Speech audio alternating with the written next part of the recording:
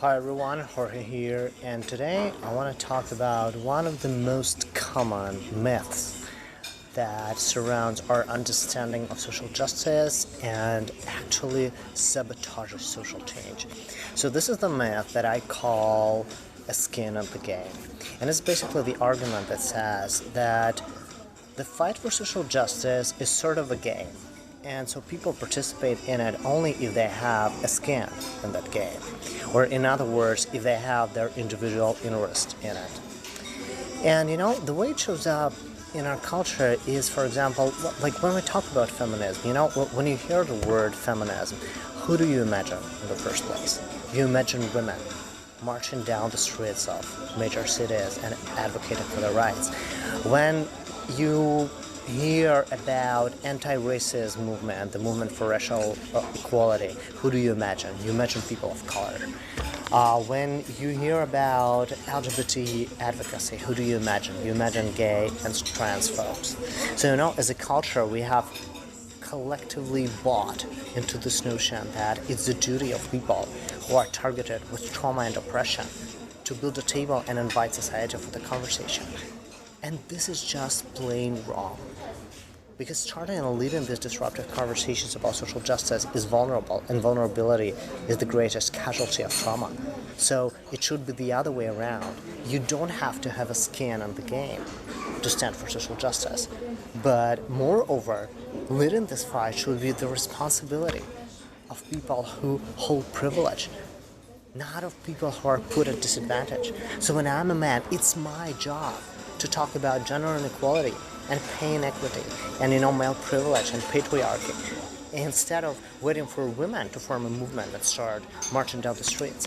And when I'm white, it's my job to talk about racism and white supremacy. And when I'm straight, it's my job to talk about homophobia and heterosexism. And when I'm Christian, it's my job to talk about anti-Muslim violence. Because it's always the responsibility of people who hold privilege and power. And this is what they should do instead of waiting for those who continue to be traumatized to come into this fight and start advocating for themselves and their basic human rights and their inherent human worth. Because, it's our collective job to own those historical stories of oppression in order to write a different ending to them. When I'm male, it's my job to own the story of patriarchy. Because this is our historical story. And pretty much the same way, when I'm white, it's my job to own the story of white supremacy. And so on. Instead of rationalizing and denying those stories, I can say, just acknowledge the truth and say, this is where we come from, and this is what our ancestors have done. So our job today is not to deny or rationalize it, but it's in order to make ourselves comfortable with some aspects of our privilege. But, my job today is just figure out what I can do differently in order to help build a different society. The society where people will have equal rights, where people will be equally represented, where people will have equal opportunity. But I cannot do that without first owning the story. And I know that owning such stories is painful and uncomfortable. Owning the stories that expose our privilege, it's painful and uncomfortable.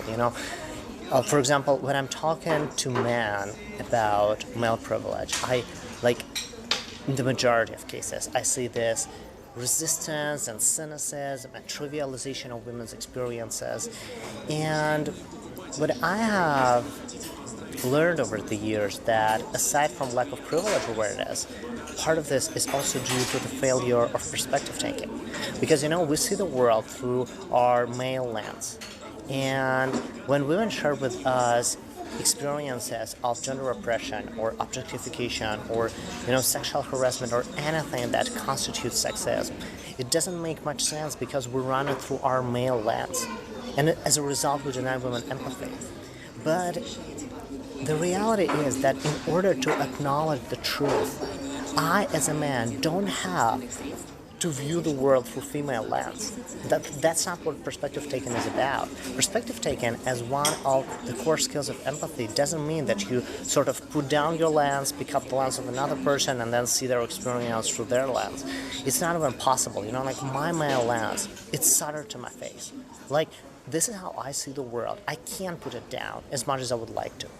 But perspective taking doesn't require that. Perspective taking means that I can believe people's stories and their lived experiences the way they tell them to me. So I can believe women when they come to me and say, this is what it was like for me as a woman to work there, or to be a student there, or to be in that relationship, or to be called that, or to be looked at that way. Because empathy, which is core to social justice, it's not about identifying with people's circumstances or the particulars of their stories, but it's about connecting to the emotions that underpin their experiences. And so, because there are specifically female experiences that I as a man will be never able to understand circumstantially. I will be never able to understand what, PMS feels like. But I can absolutely understand what it feels like when your decision-making or your judgment is wrongly attributed to some physiological processes in your body. And I will be never able to understand what a menopause feels like. But I can absolutely understand what it feels like to be looked at as less lovable or less attractive because of your age. Or, as a man, I never get asked about why I still don't have kids and why I don't have my biological kids at my age, because I can have my biological kids at any age. This is my biological privilege. But I can absolutely understand how offensive it sounds to women who don't have kids in their 30s, and they walk through life and have every fucking stranger wonder why they still don't have kids. Because the reality is that their reproductive age, unlike mine, is actually limited. And so in this sexist society, even today, despite all the social progress, having biological kids is still commonly viewed as the main metric of a woman's self-actualization and her female worth. And I know this is bullshit, but it is common, this is the culture that we still have to face today, and I have to acknowledge this. So instead of questioning women's experiences or, running them through my male lens, which will always be inaccurate and invalid, I can just say, you know what, I believe you.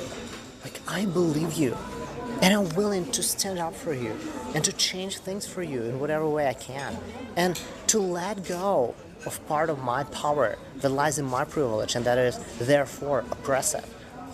Because I'm sick and tired of this fucked up society of power over, because it's ineffective, because it wastes tons of human potential. And I want to be a different society, a society of power with, and power to, and power among. A society where everybody has equal rights, and where everybody has a voice and access to opportunity. Because social justice is my real value. It's not what I just talk about in order to, blow dust in people's eyes. And so the takeaway message from this video is that, I think we should call bullshit on this notion that in order to be involved in some kind of activism, I have to have my own individual interest in it. I don't have to. When I'm white, I can wholeheartedly support anti-racist movement. And when I'm straight, I can wholeheartedly join LGBT advocacy. And when I'm male, I can wholeheartedly join the movement for gender equality, because this is the truth of who I am. I stand for social justice, and I can sacrifice my privilege, and I can go out of my comfort zone in order to bring about what's important to my heart. And so next time you see someone involved in some activism, just don't ask stupid questions. When you see someone involved in LGBT advocacy, don't ask them, are you gay? Are you trans? When you see someone involved in mental health activism, don't ask them, are you a schizophrenic? Or do you have someone suffer from bipolar in your family? Or, when you see someone involved in the activism whose goal is to curb the abuse of opioid drugs, don't ask them, are you an addict? Are you a former addict? Or do you have an addict in your family? This is not how it should be. it should be the other way around. So when I'm straight, for example, it's my job to start only conversations about homophobia and heterosexism, because it's straight people who created the systems of homophobia and heterosexism, and the systems that enabled homophobic violence over centuries. And pretty much the same way, it's white people who created this culture of white supremacy that enabled the dehumanization of African Americans and the history of slavery in America. And so today it's Christian people who spew around hatred against Muslims and who dehumanize Muslims. So my message is just believe that social justice is equally important to everyone. And it shouldn't only be important to people who are targeted and traumatized and bullied and scapegoated and marginalized and discriminated against. Social justice is important for all of us. And so when you have privilege in some area of life, it only takes courage for you to step in and to get involved and to speak up. But this is what you fucking have to do. Because otherwise, if you choose to stay away from this conversation just because it makes you uncomfortable and just because it calls your privilege into question, then you inevitably become complicit in sustaining the systems of inequality and oppression that historically have absolutely sabotaged our empathy, our connection, and our spirituality on large-scale societal level.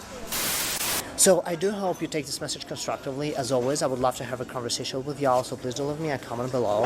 If you find this video insightful or helpful, don't hesitate to share it with your friends. Also, don't forget to subscribe, and I will catch you next time on Her Heroes YouTube channel.